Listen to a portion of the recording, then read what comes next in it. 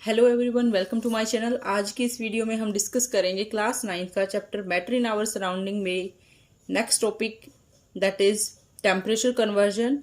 और इसके बाद हम टॉपिक करेंगे effect of pressure in changing the state of matter. So students, अभी हम टॉपिक को स्टार्ट कर रहे हैं। उससे पहले एक छोटी सी एक डेफिनेशन है about the boiling point. Boiling point क्या होता है? जिस टेम्परेचर पे boiling point is nothing a temperature है किसी लिक्विड का, जिस टेम्परेचर पे वो लिक्विड गैसियस स्टेट में आ जाए, मतलब उस लिक्विड के वेपर्स बनने शुरू हो जाएं। हमने थर्मामीटर से टेम्परेचर को चेक करते रहना है। टेम्परेचर चेक करेंगे, जिस टेम्परेचर पे वो लिक्विड गैसियस फेज में आएगा वही टेम्परेचर बॉइलिंग पॉइंट कहलाता है। लेकिन यहाँ पे एटमॉस्फेरिक प्रेशर चेंज नहीं होना चाहिए, क्योंकि दो ही फैक्टर हैं स्टेट को बदलने में, टेम्परेचर और प्रेशर। अगर आप टेम्परेचर का रोल देखना चाहते हो तो प्रेशर को कांस्टेंट रखना होता है। तो ये आपका बॉइलिंग पॉइंट डेफिनेशन है जो कि आपकी एनसीईआरटी से है और बहुत इंपॉर्टेंट है। तो बॉइलिंग पॉइंट टेम्परेचर को बोलते हैं जिसपे कोई लिक्विड गैस में बदलना शुरू करे। और बॉइलिंग पॉइंट हर एक लिक्विड का अलग अलग है। हमारे पास मोस्ट कॉमन लिक्विड है पानी, water, best solvent on the nature. So ये जो वाटर है इसकी बॉइलिंग पॉइंट 373 केल्विन। दो स्केल होती है टेम्परेचर को मापने की, Kelvin scale and the Celsius scale. 100 degree Celsius या 373 केल्विन इक्वल ही है। सो ये दोनों, ये आपको एक इंपॉर्टेंट सी डेफिनेशन करनी है। इसके साथ ही एक और डेफिनेशन है latent heat of vaporisation. Latent heat of vaporisation आपकी लेटेंट हीट ऑफ फ्यूजन की तरह ही डेफिनेशन है। लेटेंट मीन्स हिडन, छुपी हुई। वेपोराइजेशन मीन्स वेपर बनाने में, कि हमने जब किसी एक स्टेट को, लिक्विड स्टेट को गैस में कन्वर्ट किया। तो इसको मैं एक थ्रू डायग्राम समझा देती हूँ। सपोज वहीं हम बार बार ये कोई हमारा ये हमारा एक मैटर है लिक्विड स्टेट में। पार्टिकल एक दूसरे से अपार्ट है, फोर्स ऑफ अट्रैक्शन थोड़ी सी कम है, लेकिन ये नहीं कह सकते कि नहीं है फोर्स ऑफ अट्रैक्शन है पार्टिकल्स के बीच में। पार्टिकल अभी अपनी फोर्स ऑफ अट्रैक्शन से बंधे हुए हैं। यहाँ स्टेट है लिक्विड स्टेट। अब हमने यहाँ पे गिवन की हीट एनर्जी जो दी, वो हीट एनर्जी कहाँ पर यूज हुई? जो हीट एनर्जी बीच की फोर्स ऑफ अट्रैक्शन को, ये जितनी भी फोर्स ऑफ अट्रैक्शन थी, इसको ब्रेक डाउन करने में इस्तेमाल हो गई है, जिसकी वजह से पार्टिकल्स क्या हुए? हीट जो हमने प्रोवाइड की वो हीट फोर्स ऑफ अट्रैक्शन को तोड़ने में यूज हो गई। पार्टिकल्स को कोई एज सच एनर्जी नहीं मिली, बस उनकी काइनेटिक एनर्जी, मूवमेंट बढ़ गई। जैसे ही फोर्स ऑफ अट्रैक्शन टूट गई, पार्टिकल दूर दूर हो गई, वो एक दूसरे से अवे हो गई, काइनेटिक एनर्जी उनकी बढ़ गई, मूव करना ज़्यादा, क्योंकि अट्रैक्शन टूटते ही वो फ्री हो गए हैं, दूर दूर हो जाएंगे। तो पार्टिकल्स के बीच की फोर्स ऑफ अट्रैक्शन को तोड़ने में जितनी हीट थी वो सारी खर्च हो गई। अब यहाँ पर वो हीट हमने दी, लेकिन वो दिखाई नहीं दी कि पार्टिकल्स ने तो हीट ली नहीं।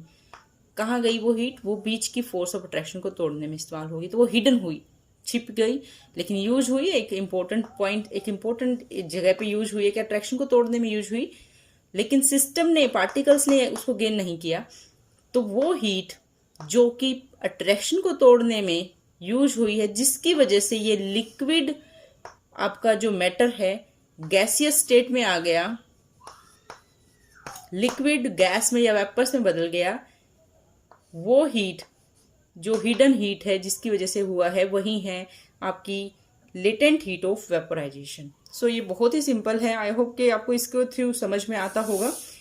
Latent heat of vaporisation, it is defined as the heat required to change, जिसकी हमें रिक्वायरमेंट है टू चेंज। हम स्टैंडर्ड यूनिट्स मानते हैं कि 1 किलोग्राम हमने लिक्विड लिया है अपनी उसके बॉइलिंग पॉइंट पर with under standard atmospheric pressure. Means pressure को चेंज ना करते हुए अगर हमें 1 किलोग्राम लिक्विड को गैस में कन्वर्ट करना है तो हमें जितनी हीट देनी पड़ेगी वही है latent heat of vaporisation. Latent heat of vaporisation means state को लिक्विड से गैस में बदलने के लिए दी गई हीट। तो ये आपका एक सिंपल सा टॉपिक है। इसके बाद हम नेक्स्ट करेंगे इसमें टेम्परेचर कन्वर्जन का। टेम्परेचर कन्वर्जन है, इससे पहले सिंपल सी आपको एक टेम्परेचर की 3 यूनिट्स होती हैं, 3 स्केल होते हैं। 3 स्केल होते हैं, kelvin scale, Celsius scale and the Fahrenheit scale.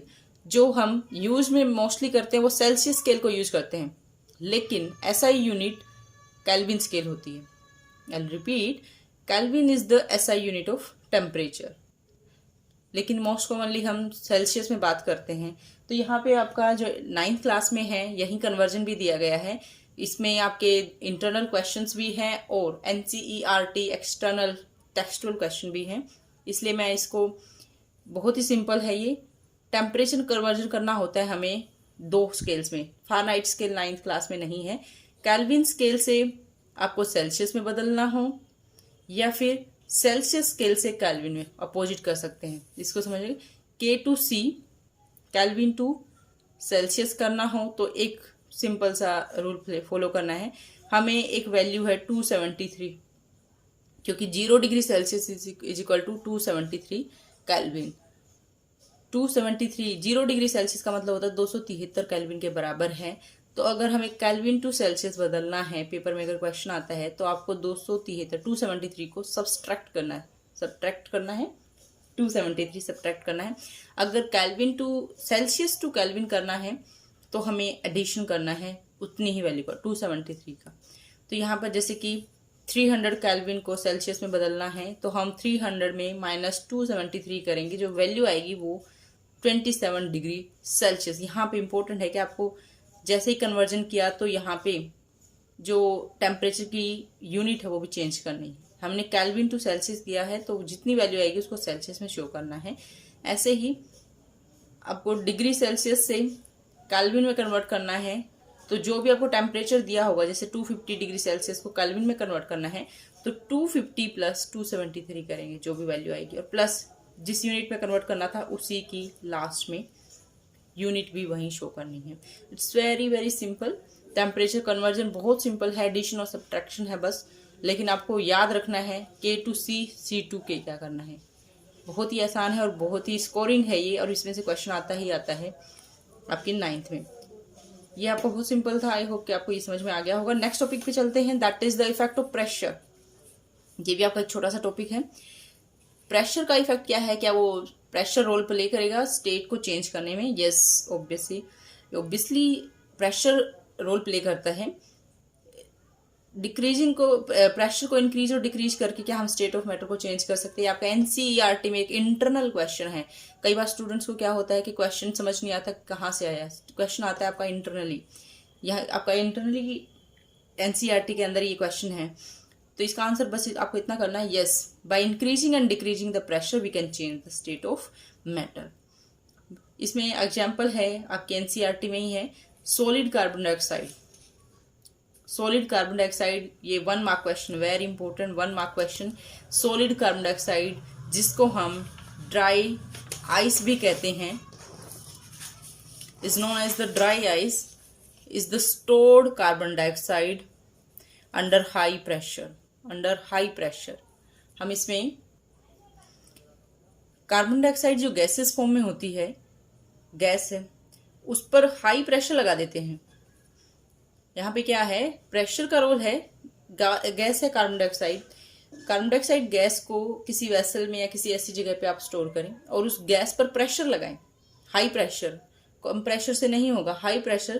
तो ये जो आपकी कार्बन डाइऑक्साइड थी, गैसियस कार्बन डाइऑक्साइड, इस पे जब आप प्रेशर लगाते हो तो ये सॉलिड कन्वर्ट हो जाती है, मीन्स गैस से डायरेक्टली वो सॉलिड स्टेट में आ जाती है। हाई प्रेशर पे, by applying pressure we can convert gas into the solid. So ये हम जो कंडीशन करते हैं कि प्रेशर से स्टेट को चेंज कर रहे हैं, बिल्कुल प्रेशर से हम प्रेशर अप्लाई करके हम gaseous state to liquid, liquid to solid आ सकते हैं। लेकिन यहाँ पे कार्बन डाइऑक्साइड को डायरेक्टली सॉलिड में भी कन्वर्ट कर सकते हैं by applying the high pressure. So ये आपका बिल्कुल बहुत ही सिंपल छोटा सा टॉपिक है। प्रेशर का एक बहुत इंपॉर्टेंट आपके NCERT में ये एक एग्जाम्पल है कि ड्राई आइस, जिस that is solid carbon dioxide, जिसको हम प्रेशर की हेल्प से सॉलिड फॉर्म में कार्बन डाइऑक्साइड को कर सकते हैं। उसके बाद एक इंपॉर्टेंट टॉपिक, नेक्स्ट टॉपिक है what is sublimation. Sublimation means हम स्टेट्स को चेंज करते हैं, solid to liquid, liquid to gases ये हमारा कन्वर्जन मेथड होता है। लेकिन नेचर में कुछ केमिकल्स ऐसे होते हैं जो कि सॉलिड से डायरेक्टली लिक्विड में जाते हैं। इसको मैं समझाने के लिए, कुछ केमिकल्स ऐसे हैं, स्टेट होती है solid to liquid and then liquid to gas form. This is the normal conversion कि कोई स्टेट पहले सॉलिड से लिक्विड में, लिक्विड से देन गैस में जाती है। लेकिन जब कोई substance directly solid to gas में कन्वर्ट हो जाए without undergoing in the liquid state, that is known as sublimation. That is conversion of solid directly into the gas without undergoing in the liquid phase. बीच की phase को भगा दो, बीच की phase में आए बिना ही सॉलिड अगर गैस में आ जाए, दैट इज सब्लिमेशन। और ये सभी केमिकल्स या सभी उसमें नहीं होता, मैटर्स में कुछ हैं जिसमें आपका एक एग्जांपल एनसीईआरटी में एक्टिविटी भी है। अगर मैं लैब में होती तो आपको ये एक्टिविटी कराती।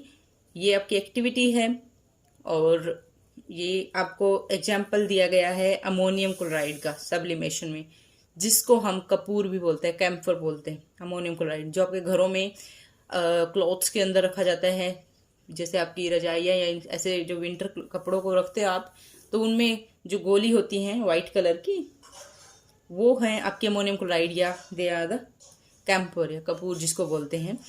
तो वो डायरेक्टली आपने कभी उनको वो भी किया हो, वो जो कपूर की गोलियां हैं जब उनको रखते हैं तो वो पहले ऑब्वियस सी बात है सॉलिड स्टेट में होती है, लेकिन जब हम नेक्स्ट सीजन में अपनी रजाइयों को निकालते हैं तो वो जो हमारी कपूर हमने रखा था वो गायब होता है। वो कहाँ गया? वो गैस भी नहीं कन्वर्ट हुआ, वो डायरेक्टली सॉलिड से गैस में बदल गया है, वो सब्लिमेशन हो गया है नॉर्मल टेम्परेचर पे। Change of state directly from solid to gas without changing to liquid state. So ये अमोनियम क्लोराइड इसका एग्जाम्पल है एक्टिविटी के थ्रू। अगर लैब में मैं इसको एक्टिविटी को मे भी आपको प्रैक्टिकल फॉर्म में करके दिखाऊंगी। व्हाट इज नेक्स्ट टॉपिक है इसमें बड़ा ही simple, what is evaporation. Evaporation क्या होता है? वाष्प बनना, भाप बनना, जिसको कॉमन हिंदी में बोल सकते हैं भाप का बनना। भाप बनना बड़ी कॉमन प्रोसेस है। एवोपोरेशन होता है, जैसे हमें भी स्वेटिंग होती है, पसीना आता है, फिर वो भाप बन के उड़ जाता है, तो यहाँ से समझ सकते हैं एवोपोरेशन। और भी हम कपड़े सुखाते हैं बाहर धूप में, वो पानी जो कपड़ों का पानी था वो भाप बन के उड़ जाता है, वो भी एवोपोरेशन है। और भी जो आपके पेड़ के पत्ते हैं वो भी एवोपोरेशन करते हैं, भाप बनाते हैं, अपने फालतू पानी को, एक्स्ट्रा वाटर को प्लांट्स पत्तियों में से बाहर फेंकते हैं, एवोपोरेशन करते हैं। सो ये एवोपोरेशन है क्या? Change of a liquid into vapours, किसी भी लिक्विड का वेपर्स में कन्वर्ट होना at any temperature, very very very very important word, at any temperature below its boiling point is called evaporation.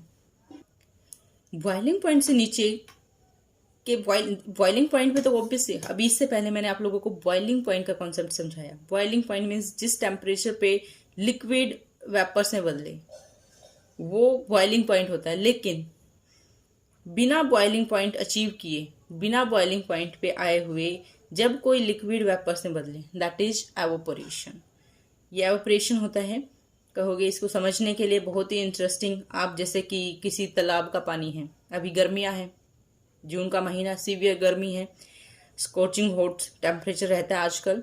सो ये हम देखते हैं कि जहाँ जिस एरिया में पानी था, किसी तालाब में या किसी ऐसे एरिया में जहाँ वाटर बॉडी के अंदर पानी था, वो धीरे धीरे वो चीज़ें सूख रही हैं, पानी कम हो रहा है। वो पानी कहाँ गया?